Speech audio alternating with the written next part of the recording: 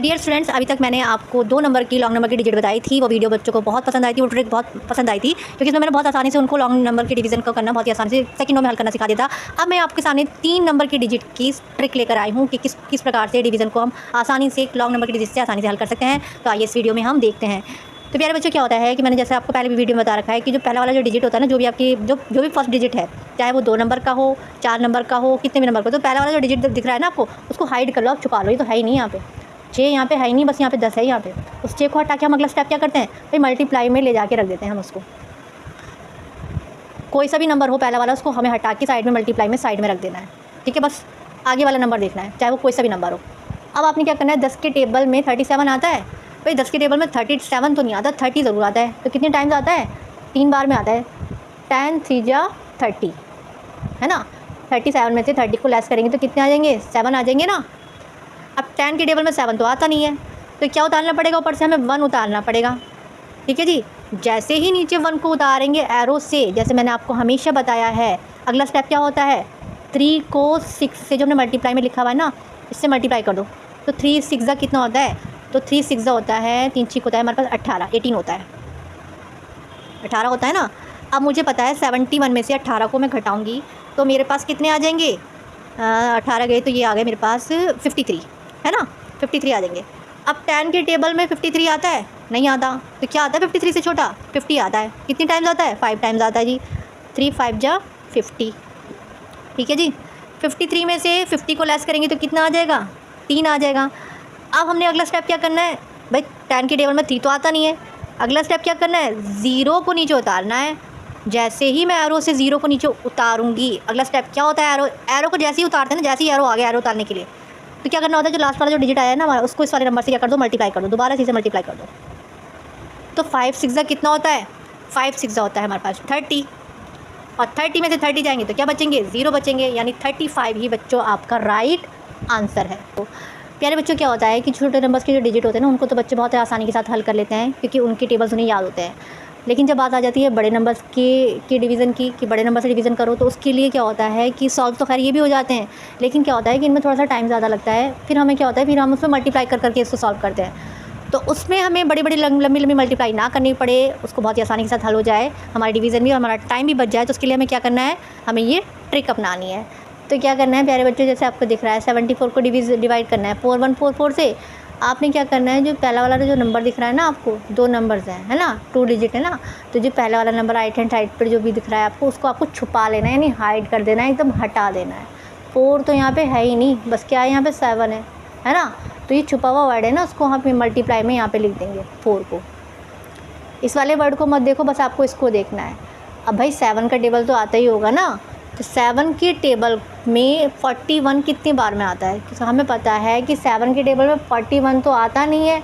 41 से छोटा क्या आता है, क्या आएगा 41 से छोटा, तो 7 5 35 होता है, 7 5 जा 35 होता है ना, 7 5 जा 35। ठीक है, क्योंकि 7 6 तो 42 हो जाएगा, 41 से ज़्यादा हो जाएगा, तो क्या करेंगे 7 5 जा 35। अब 41 में से 35 को लेस करेंगे, नहीं घटाएंगे, तो कितना आएगा हमारे पास आ जाएगा 6 आ जाएगा, 6 आएगा ना। अब प्यारे बच्चों, आपको क्या करना है, अब हमें लेना है अगला नंबर। जब हम अगला नंबर जैसे ही एरो से नीचे उतारेंगे ना, जैसे ही अगला नंबर एरो से नीचे आएगा, जो लास्ट में जो हमने ये मल्टीप्लाई में 4 लिखा था ना, इस वाले नंबर की इस नंबर से क्या कर देंगे, हम मल्टीप्लाई कर देंगे, गुणा कर देंगे। इस वाले नंबर की जो हमारा आंसर जो आ रहा था, इसकी हम इससे क्या कर देंगे, मल्टीप्लाई कर देंगे। तो 5 चौक कितना होता है, 5 चौक होता है हमारे पास 20 होता है ना। अब 64 में से 20 को लेस करेंगे तो कितना आएगा भाई, 4 का तो यहाँ पे आ गया 4, 6 में से 2 लेस करें तो कितना बचा, तो ये भी हमारे पास आ गया 4 है ना। 7 के टेबल में 44 आता है, 7 के टेबल में 44 तो नहीं आता, 44 से कम ज़रूर आता है, तो 7 6 42 होता है। तो हम लिखेंगे यहाँ पे 7 6 42 यानी 42, 7 6 जा 42।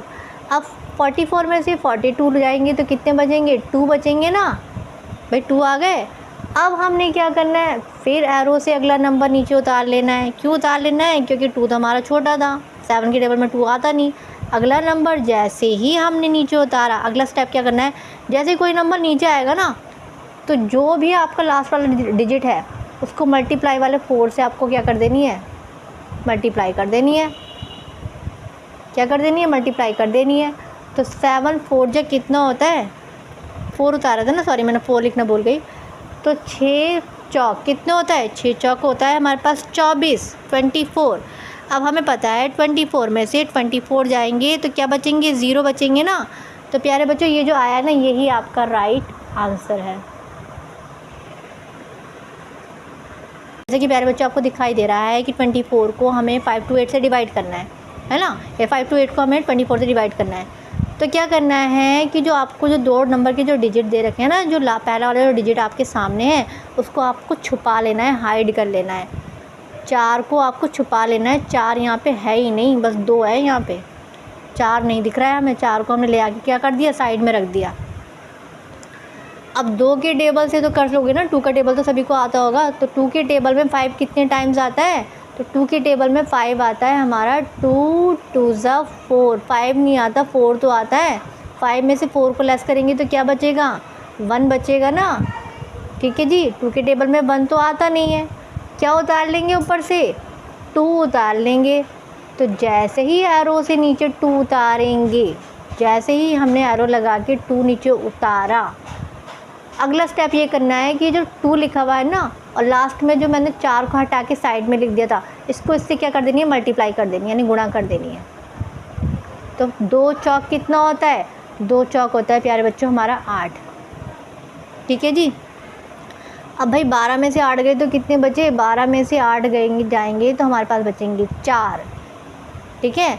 अब 2 के टेबल में हम ऊपर से 8 तो उतारेंगे नहीं, क्योंकि हमें पता है 2 के टेबल में 4 तो आता है। तो कितनी बार में आता है, 2 दूनी 4, है ना। तो 4 में से 4 जाएंगे तो कितने बचेंगे, 0 बचेंगे, कुछ नहीं बचेगा। और प्यारे बच्चों ये जो 22 आया है ना, यही आपका राइट आंसर है।